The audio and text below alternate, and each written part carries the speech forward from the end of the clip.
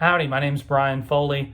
I'm a criminal defense lawyer here in Conroe, Texas, and I represent folks who are accused of crimes in Conroe, the Woodlands, and Houston, this general area. So today we're going to be starting a lecture series. It's not a very long lecture, so don't worry about it. It's going to be a pretty short video.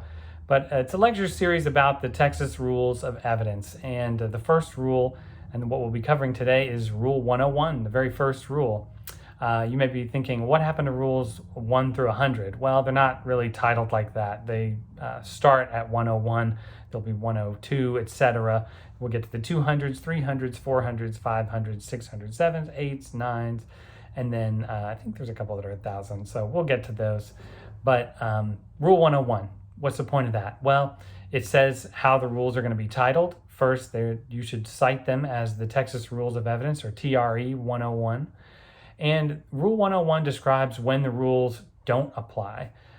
First, the three biggest notable exceptions to when the rules of evidence apply are that they don't apply at suppression hearings, they don't apply at the grand jury, and they don't apply at subsequent bail hearings where you're trying to reduce the bail.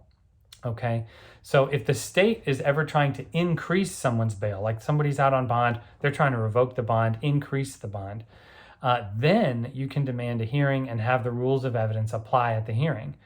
But if you are the defendant and you're trying to get out of jail and you're trying to, offer evidence of that, of why you should be able to get out, well, then you can offer hearsay evidence, and the state can offer hearsay evidence as well. It's been ruled by courts that you could offer like an offense report, the TCIC, NCIC printout, all those things by the state have been ruled to be acceptable to be offered. But on the flip side, then you can offer hearsay evidence and information as to why, your client might be able to get out of jail because they have a lack of funds, because they're not a danger to the community, they have ties, some type of misunderstanding. There's a lot of leeway there. The other thing is, again, suppression hearings.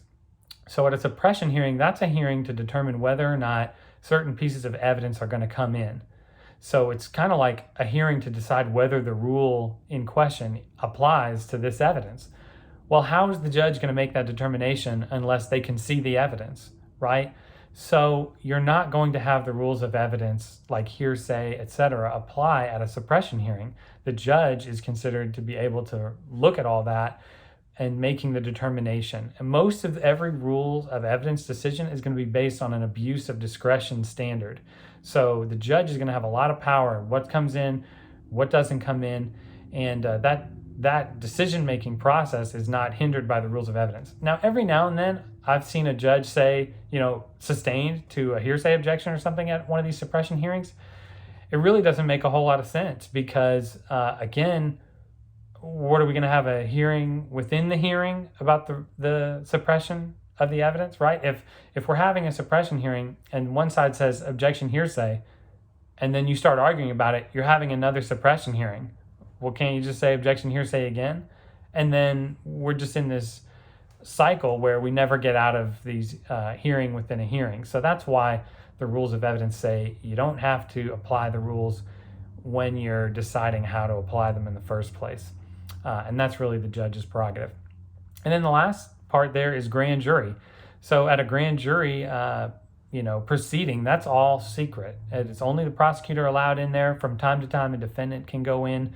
The attorney can wait in the hallway, give him advice in the hallway, how to not incriminate himself if he chooses to do so. But it's really limited who goes in there, and everything that happens during the voting process is secret. So they have the right to subpoena evidence, to conduct their own investigations. It is a pretty expansive power that they have, and they are not limited by the rules of evidence in what they're allowed to hear. This results in polygraph examination results often being given. For example, in a sexual assault of a child case, if a defendant goes and takes a polygraph, passes it, then oftentimes the defense lawyer can offer that as evidence to show that maybe this is not a solid case and it is something that is a misunderstanding because, look, we got a polygraph and they passed. So that's Rule 101. I hope you enjoyed it.